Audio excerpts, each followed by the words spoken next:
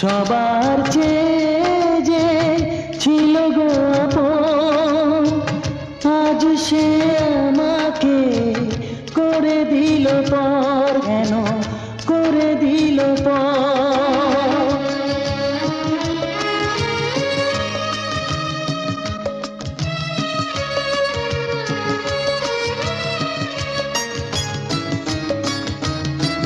যার ছোঁয়া পেয়ে বদলে গেলাম, এই অমানুষ মানুষ হলাম।